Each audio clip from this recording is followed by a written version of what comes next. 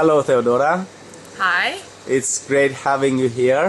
Thanks for calling me to come. And we would like to have an interview with you. First, congratulating you about winning the singles and the doubles here in the tournament. Thank you very much. So, what are your first impressions? Tell us how you feel. On the very first week, you won it all. Yeah, well, I'm very surprised with coming here to this place because I haven't expected to be this good. This is, I think, one of the best, really well organized 10,000s that I played. We have it all here. We don't have to worry about anything. Everything is really close to here, so I definitely enjoyed it the whole week. How did you see the matches going and reaching the finals, on singles and doubles as well? Well, since I'm playing both singles and doubles, it's quite difficult, but at the beginning of the week we had a couple of days off. I played one singles, then I had a day off, I played doubles, and at the beginning it was okay, but as the week went on I had to play singles and doubles at the same time, so it was more difficult for me, especially in the semi-finals where I had a match 3 sets where I lost the first set and it was quite difficult to win back, but I did it. Well, I got a bit tired later on for the finals, but looking at the score, which was 6-0, 6-1, I think I pulled it up really well. So. Do you think that when things are getting rough, yeah, the best out of you comes out on court? I mean, do you have the reflex to react and get the best out of you? Probably when it's difficult, you try to find out what's working, and I think you're thinking more and working more for the point, and then while working more and fighting for it, I think new things come up to your mind and you realize the way that you can win the point and at the end win the match. That's fantastic. I want to go back to the concentration that we saw you having before the matches. Yeah. We saw you being very disciplined on training, on preparing, on warming up. Yeah. Tell us, how do you feel and how do you act before the match? I have some kind of a routine that I do it before every practice, before every match. So I just every day I did the same. I saw it was working and I always repeat it. If it's not working, I obviously change it. But I have this kind of, I come really early before practice. I warm up, I change, stretch, do all the things that I always do, and then come a little bit before the match, run a little bit, listen to some good music that will motivate me, get some adrenaline going. So yeah, that's how it works with me, kind of. And of course you saw the best results since you won the single and the double as well. So it worked, and it worked great, didn't it? It definitely worked great for me, so I'm happy with the first week. Hopefully I will continue this way for every tournament that I play. And we wish you that as well. And tell us the same routine you followed after the matches as well. Yes, definitely. It doesn't matter if I win or lose. I have my routine that I do, running, stretching. I don't change anything. In case I lose, I'm not gonna just go and sit in the room and I don't know, cry or be depressed because I lost. I just continue. I go stretch. I think what I did wrong, what I did good, and I work out for the next 2 tournaments, so I get it better. That's fantastic. So should we go back to Serbia, to your country, to Belgrade? Okay. Do you think that athletes such as you, when you win trophies, or such as world's #1 in tennis, in men's tennis nowadays, do you think that Serbian athletes are their country's best ambassadors after all? Definitely, the athletes always represent the country in the best way. I think that's a healthy way of representing your country, and at the moment we have great athletes, especially tennis players. So I'm really great that the sport is the way, like when you say Serbia, the first thing that comes up to your mind is athletes and sport people, because I think that everyone in the world should just look at it this way, to be healthy and just promote their countries in this way that they can help others, not only themselves. Should we go back to the nasty years? Should we go back to 1999? Could you tell us what are your memories from that period? Because it wasn't definitely a nice period to remember or to live for every human being. What do you remember about it? As I remember, I was 11. Just before that, I won Yugoslavian indoor championship under 14. I was really happy. The winner of that tournament got a wild card for ETA tournament that was held in Belgrade, which was amazing for me. So I got the wild card, and just before the tournament had to start, actually I think it was exact date, the bombing started. So of course the tournament got cancelled. And your dreams possibly at that time, Teodora?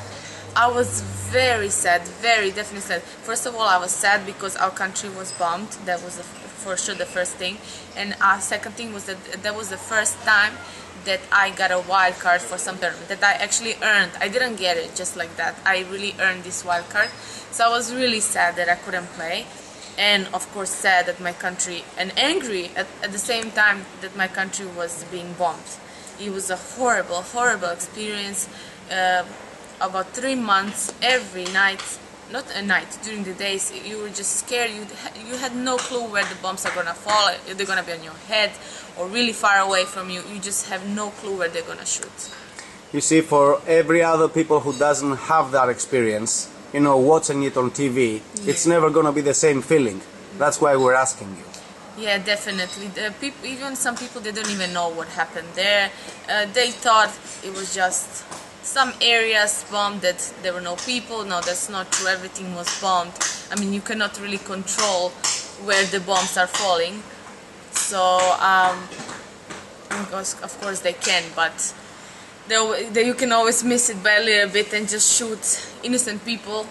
And it was horrible. I remember that we tried practicing a lot of times before the sirens go on. And we come up to the court, and you see all these stones from the building that was hit.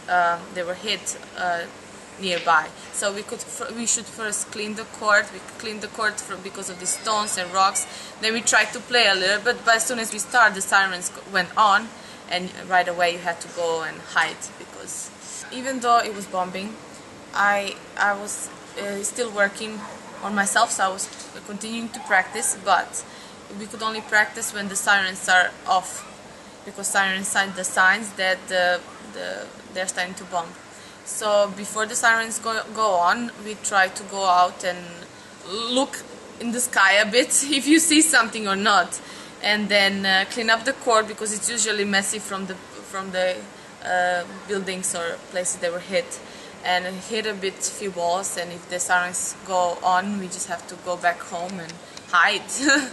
So it's definitely a sad and really ugly experience. So I won't insist on that any longer, but at that time we could see that you postponed your dreams, but you never quit it, right? You said earlier, the moment you had a chance to do something better, the bombing started, so it's like everything froze for a while. But you didn't quit, you continued doing what you love, obviously. Where during the sirens, when they're on, we hide, we try to communicate with each other, and just to try to keep our minds off of these bad things that are happening. We try to talk a lot, do some, if you have a hobby, drawing, writing, or doing something, you try to do that, just occupy your mind so you don't think about it.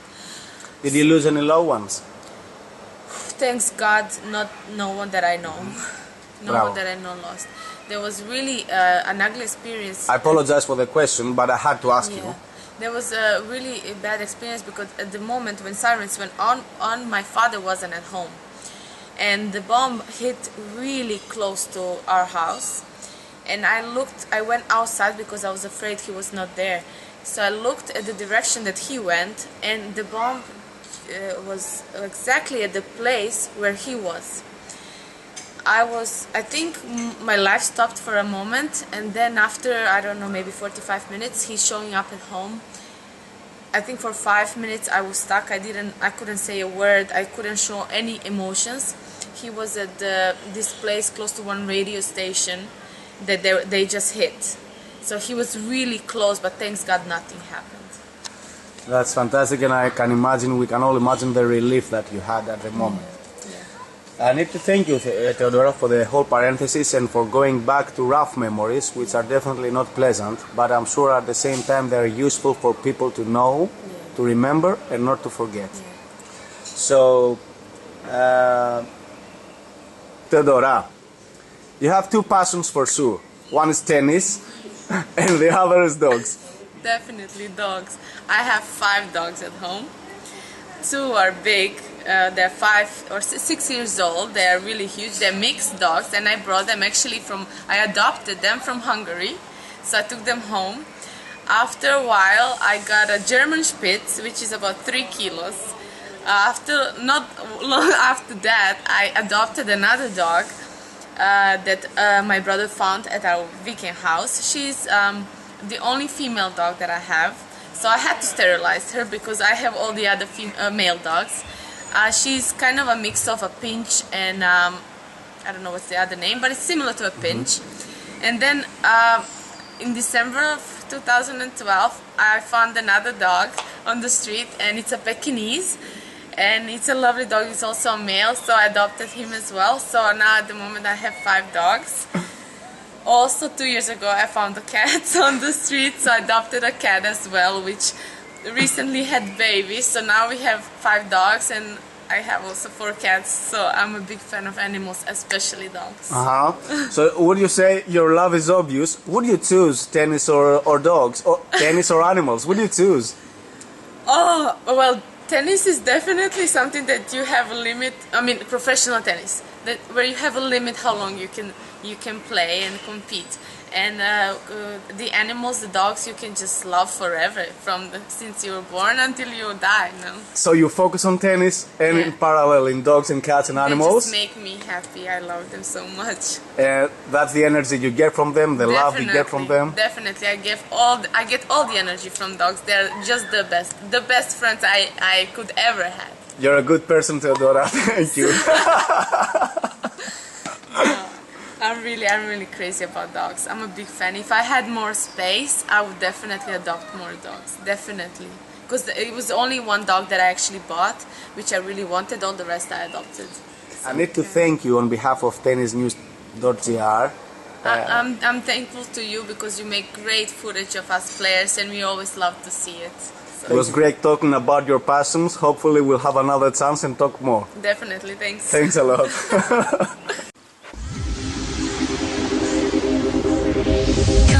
Baby, I want to party. Come on, right to the dance floor. I wanna swing the day on. And everybody's moving, so come on, keep on grooving. So if you want to party, come on and move your body. Come on and move your body and your soul. So you can use the DJ, he takes you in control. So step into this beat now, that beat that makes you move. The movement gives you power, the power to the groove.